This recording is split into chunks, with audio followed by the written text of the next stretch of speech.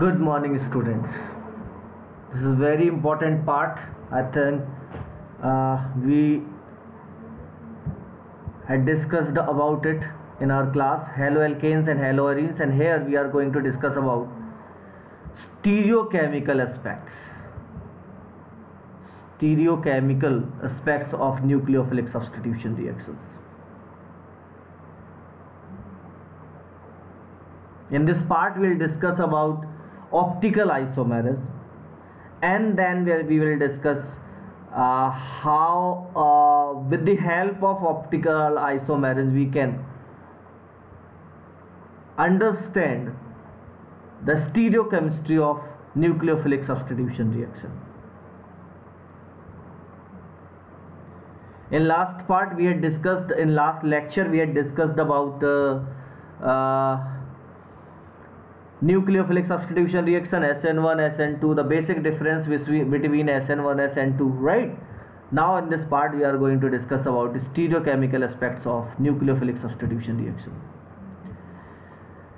5 important terms we need to know in this part. The one is called optical activity, other one is chirality, next one is retention, inversion and racemization. Optical activity. I had discussed optical activity with you in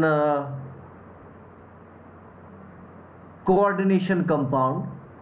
I'm again showing some diagram, and with that, after the diagram we also discuss many things about it.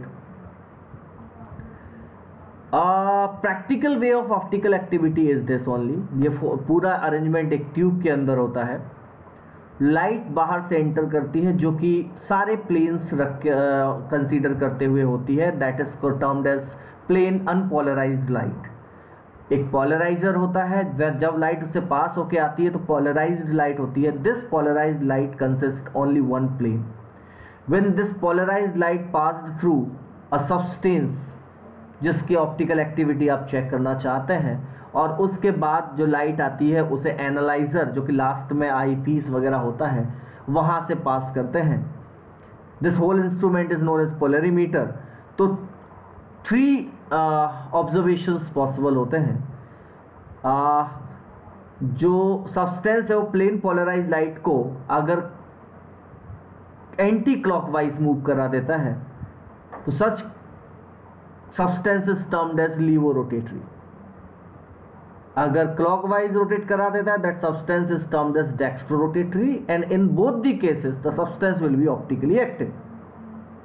But if no rotation observed, in that case substance will be optically inactive, right? I'm again showing you one more important thing जो कि हमने discuss की थी, but again I'm discussing such thing with you.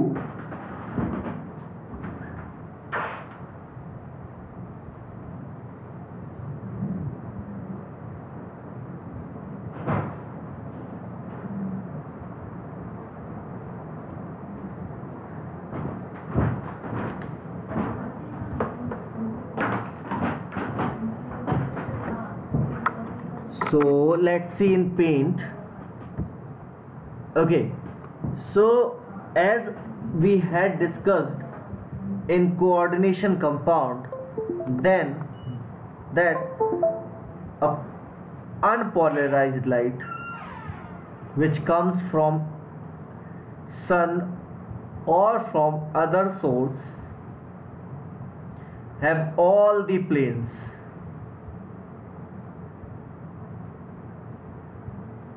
right? And when this light is passed through a polarizer, whatever the source is, simplest polarizer आप कह सकते हैं आपके घरों में, अगर विंडो हल्की सी खुली हो और लाइट उससे तेजी से आ रही हो, लाइट उससे पास होके आ रही हो, तो एक प्लेन, एक हम कहते हैं एक फ्लैट लाइट अंदर की तरफ आती है. तो कहीं ना कहीं एक सिंपल एग्जांपल है प्लेन पोलराइज्ड लाइट का, राइट? सो जब पोलराइजर से हम पास करते हैं तो प्लेन पोलराइज्ड लाइट हमें मिल जाती है, और प्लेन पोलराइज्ड लाइट में एक ही प्लेन होता है. जैसा कि कहा गया सब्सटेंस से पास करते हैं, ऑल दैट इज गिवन। एक पोलरीमीटर ऐसी ही एक ट्यूब होती है, दो एंड होते हैं उस ट्यूब के, इस एंड पर एक पोलराइजर लगा हुआ होता है जिससे लाइट जब एंटर करती है तो प्लेन पोलराइज्ड लाइट होती है, और यहाँ पे एक ट्यूब होती है। In this tube, glass tube, हम फिल करके रख सकते हैं जिस सब्सटेंस से हमें जिस सब्सटेंस की एक्टिविटी चेक करनी है। यहाँ पर आई पीस लगा होता है जिसके साथ मर्ज्ड होता है एक स्केल, उस स्केल में 0, बीच में 90 और लास्ट में जो है 180 एंगल बना हुआ होता है। So very simple it is. Generally water fill करके हम इसे सेट कर लेते हैं। लाइट यहाँ से एज इट इज आ रही होती है और यहाँ पर भी लाइट देखने को मिलती है, ठीक है। तो 0 डिग्री पर यह सेट कर लिया जाता है। Water is optically inactive. Afterwards हम कोई सब्सटेंस यहाँ पुट करते हैं, लाइट इंटर करती है। सो लाइट जब सब्सटेंस एंटर करके यहाँ पहुंचती है तो जो आपने 0 पे सेट किया था वो डिस्टर्ब हो भी सकता है और नहीं भी हो सकता है। If it is disturbed, obviously the compound will be optically active because it rotates the plane of plane polarised light.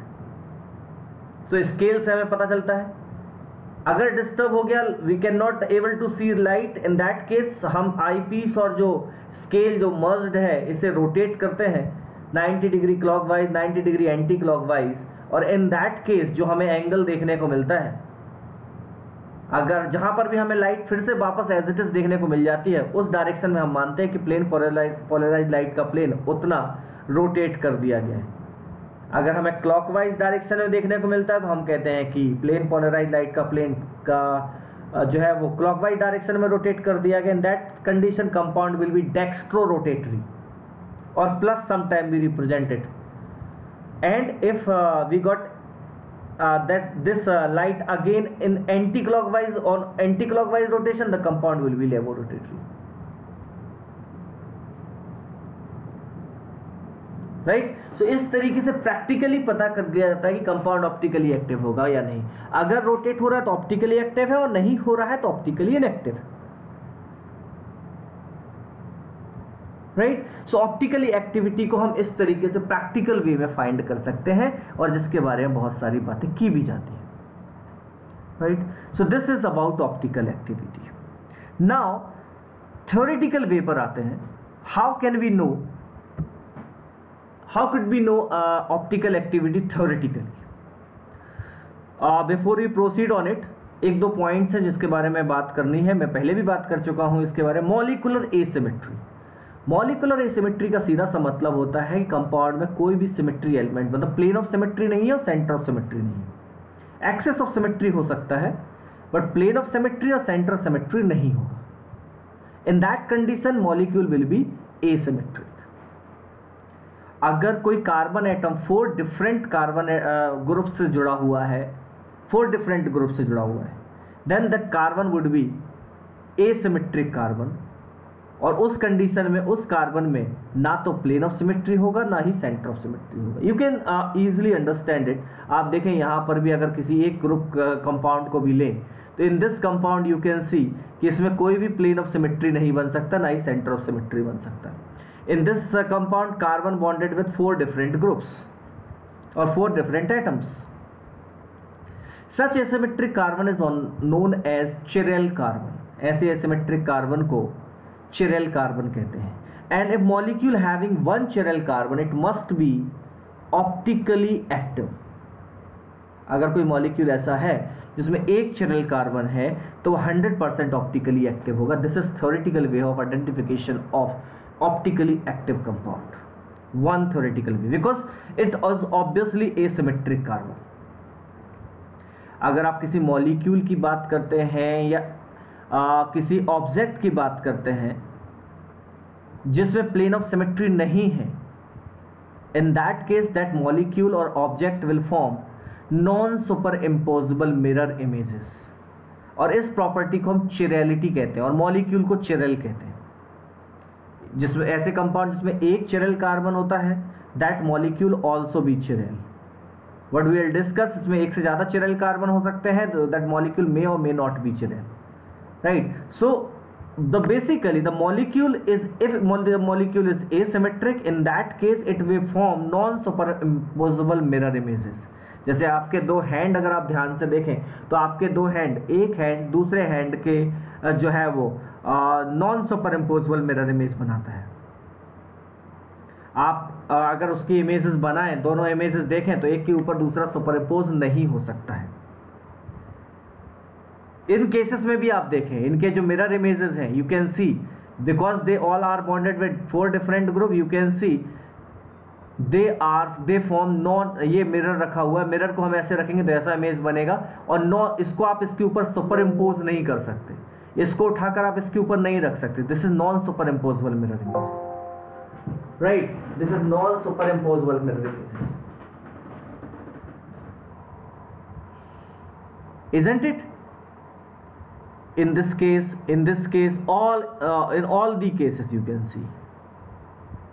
So this property is known as chirality, and when any compound form non superimposable mirror image, that compound would be called chiral carbon, chiral compound, chiral molecule, right. हम उसे chiral molecule, chiral compound, whatever जो भी है कह सकते हैं. अगर उसमें asymmetry है तो chiral molecule हो जाएगा, राइट. एक कार्बन 4 डिफरेंट ग्रुप से जुड़ा है तो चिरल कार्बन हो जाएगा, right. Optically active molecule will form non superimposable mirror images. तो ऑप्टिकली एक्टिव मॉलिक्यूल जो होते हैं वो non superimposable mirror image बनाते हैं. The stereoisomer related to each other as non superimposable mirror images are called enantiomers. ऐसे stereoisomers जो एक दूसरे की non superimposable mirror images होते हैं उन्हें एनेंशियोमर्स कहते हैं. आप यहां देख सकते हैं, in this diagram you can see these two are form non superimposable mirror images of each other, and that's why they both are what, enantiomer of each other. Again in this case they both are enantiomer of each other. Again in this case they both are enantiomer of each other, isn't it? अगर आप समझ सकते हैं तो you can now understand easily. Sometimes कुछ compounds ऐसे होते हैं, they have more than one chiral carbon but still they are optically inactive because of the presence of POS and COS. In 3 compound you can see, in this compound there is a 2 chiral center is there and no plane of symmetry. In this compound 2 chiral centers is there, 2 chiral carbon is there but no plane of symmetry. So both have 2 chiral carbon and both are chiral molecule also. But in this compound you can see there is 2 chiral carbon also, again 2 chiral carbon is there, but आप देख सकते हो इसमें एक plane of symmetry बन सकता है. So this compound will be optically inactive, though it has 2 chiral carbon but still it is optically inactive. So the compound having 2 chiral carbon but still it is optically inactive is known as meso compound. ऐसे compound को जिसमें 2 chiral carbon, एक से ज्यादा chiral carbon होते हैं और उसके बाद भी ऑप्टिकली इनएक्टिव होता है, उसे मीजो कहते हैं. Why it is optically inactive? Because of the presence of plane of symmetry और समटाइम्स में centre of symmetry also. But in these 2 cases there is no such exception. Even these 2 cases you can see are mirror image of each other, that's why they both are enantiomer of each other. So 1 and 2 are enantiomer of each other, 3 is meso. Now 1 and 3 are not a mirror image. 1 और 3 एक दूसरे के mirror image नहीं हैं, isomer हैं लेकिन mirror images नहीं हैं. So those are not mirror image of each other. Stereoisomers are known as diastereomers. So 1 and 3, 2 and 3 are diastereomer, 1 and 2 are enantiomer and 3 is meso. Remember it. So this is the case, in this case we can easily understand how the molecule still having chiral carbon but optically inactive.